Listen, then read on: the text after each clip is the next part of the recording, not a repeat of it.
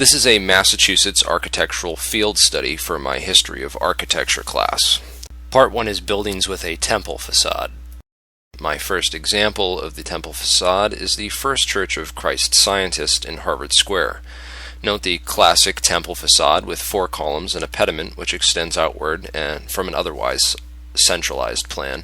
The title of the church is engraved across the frieze, Corinthian order column capitals which have fluting above the acanthus leaves instead of volutes, and no fluting on the column shaft itself. This church was designed in 1917 by church members Giles M. Smith of the noted Boston architectural firm of Bldg and Wadsworth, who patterned it after Thomas Jefferson's Rotunda at the University of Virginia and the Pantheon in Rome.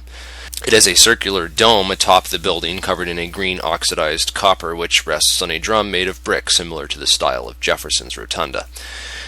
The next example of a temple facade is Boston's Symphony Hall on the corner of the intersection of Mass Ave and Huntington Ave in Boston's Back Bay. Designed by McKim, Mead & White, it was built in 1900 for Boston's Symphony Orchestra. A total of 8 columns span the facade, resting on stylobates, with the 2 terminal columns on either end being double columns, all of the Ionic order, with volutes, an abacus, architrave, wreath-like carvings on the frieze which appear only on each of the terminal ends in line with the double columns.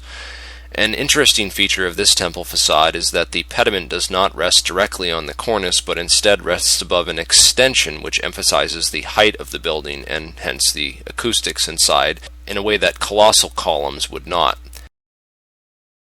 My final example of the temple facade is the Christian Science Publishing Society building right down the street from Symphony Hall. Projecting from the front of the building are 8 columns in the Tuscan order, which rest upon a single-story ashlar masonry wall with a balcony which overlooks the 3 entranceways below.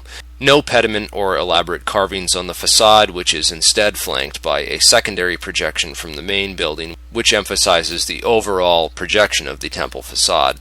On the story above and on either side of the facade we see a row of pilasters. The lower row of pilasters have capitals of the Doric order, while the upper row have capitals which are a composite of the Ionic and Corinthian orders.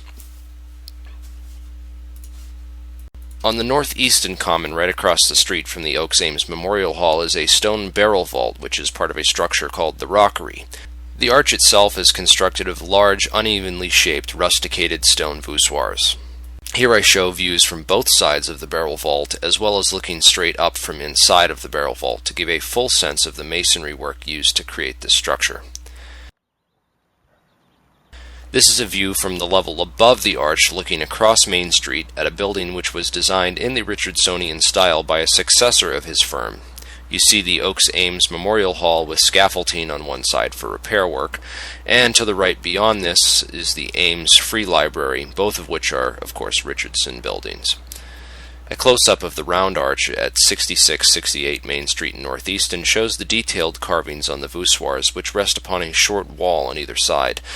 Only the inside of the voussoirs have this patterning design on them. The faces of the voussoirs on the outside are left rusticated to match the stonework of the rest of the building, while the carving on the inside edge provides a transition from the exterior of the building to the interior through the arched entranceway.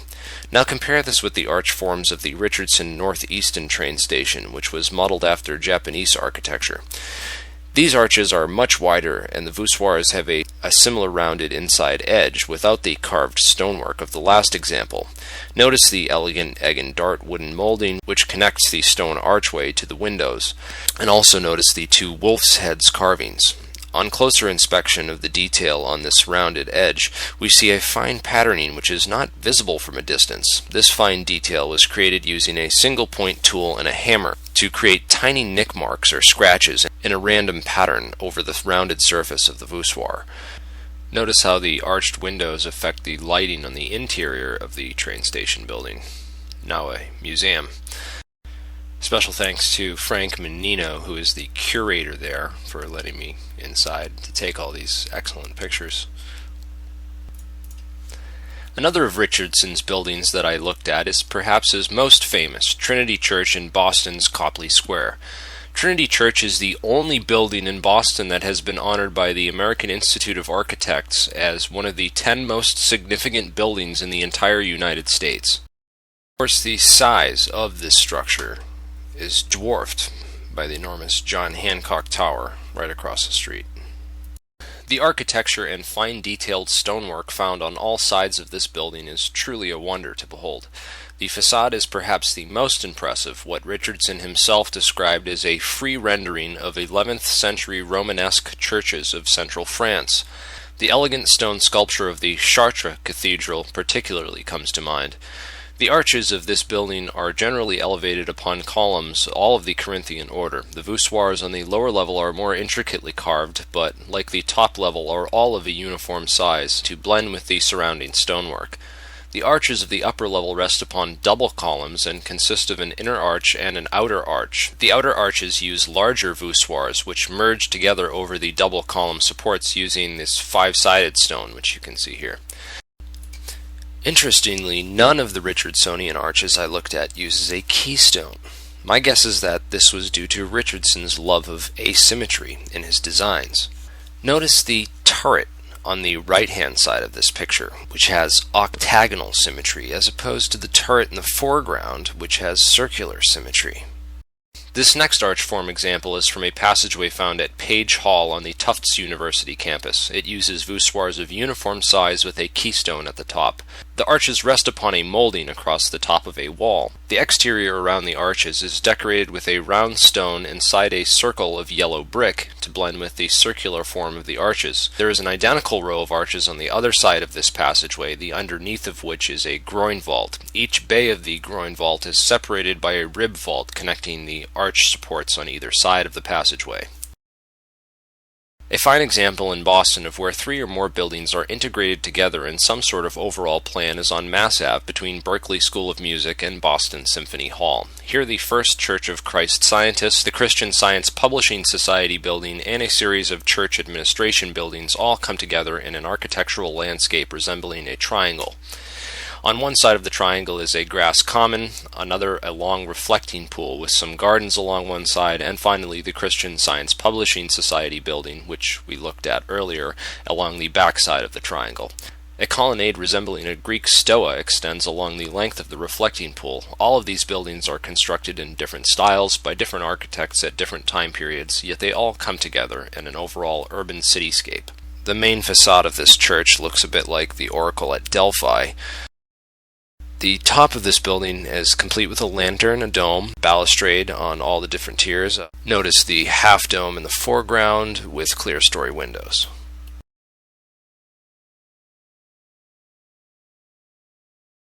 In the middle of the Tufts University campus is Goddard Chapel, a Romanesque-styled structure designed by J. Philip Rinn and constructed in 1883 as a centerpiece of the Tufts campus.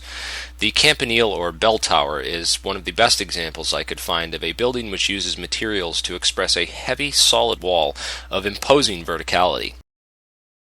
The other elements of the building's design, such as the arches, doorways, windows, and the use of multicolored stone with a rough or rusticated finish to give the structure a rock-solid, heavy appearance. On the opposite side of the spectrum from buildings designed to look heavy and massive are buildings which are made to appear light. Probably the best example I can think of anywhere in Massachusetts is the Boston Convention and Exhibition Center on Summer Street, within walking distance from South Station. This building looks like an anti-gravity spaceship, the way the roof hovers out over the road. Of course, the roof's weight is supported by a cantilever system which transfers the load to the ground via a series of steel pipes which are all angled to the ground instead of vertical to further disguise the load-bearing structure of the building and give it that gravity-defying appearance. Another fun example is the Ray and Maria Stata Center, or Building 32 on Vassar Street of the Massachusetts Institute of Technology campus in Cambridge. This building completely abandons all classic forms of architecture, and instead looks funky and modern. The odd asymmetrical shapes of the building lead the imagination to wonder how it all holds together.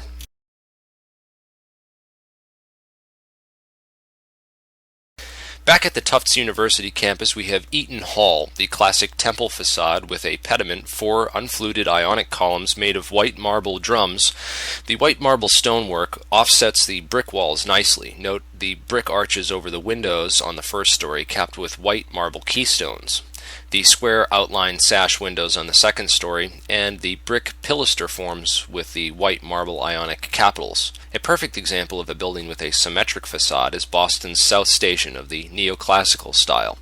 At the main entrance we have a temple facade complete with Ionic columns with a pediment, above which is the facade's most important feature to anyone trying to catch a train on time, a large 12-foot wide clock face. Note that the columns are made of granite drums, and like the ones we just saw at Eaton Hall, they are not fluted as is typical of Ionic columns. Also note the balustrade across the top of the building, and the use of large windows which makes the building appear smaller from far away. The Ames Memorial Hall in Easton, Massachusetts was designed by architect Henry Hobson Richardson, who is famous for his asymmetrical designs. Note the snaking staircase leading up to the entrance of the building, the red stone arches resting on columns, the doubling of the second-story windows with a lintel as well as a brick segmental arch for decoration. Notice the stonework on the roofline, which is carved to look almost like a balustrade, and the two dormer windows capped with an arch containing the letters O and A surrounded by oak leaves, obviously for Oaks Ames. The column capitals of this building are all of a composite or unconventional order. Note some of the differences and similarities between the architecture of the Oaks Ames Memorial Hall in northeastern Mass with Richardson's other works such as Trinity Church in Boston's Copley Square and the Easton Public Library. The Boston Public Library is an example of a building where there is no strong sense of a dominant facade. The only real difference between the sides is the length and the number of arches. Although the main entrance is on Boylston Street today, it appears that the doors and entranceways on Dartmouth Street facing Copley Square were once used as an entrance at one point in time. My guess is that this was done as part of the design so that the free public library could provide an equal opportunity education for all.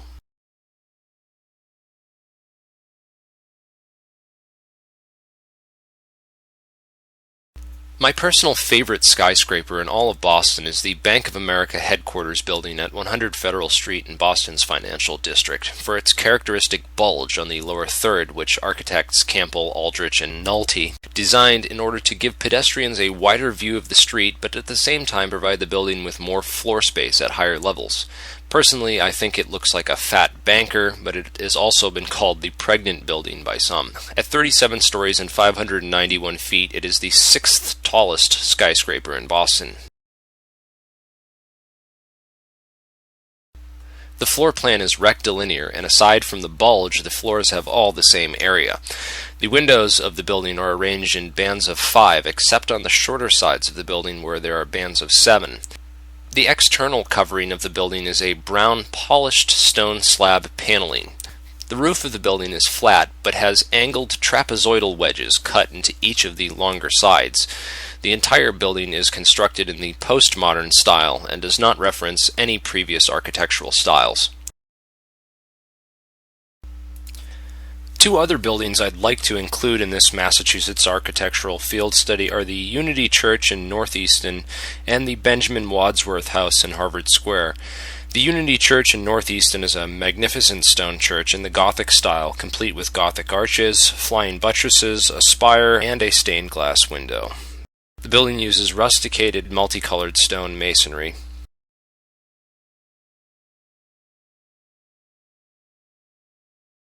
The Benjamin Wadsworth House has a temple facade over the doorway which makes use of Tuscan columns and a frieze with triglyphs and metopes, as well as a pediment.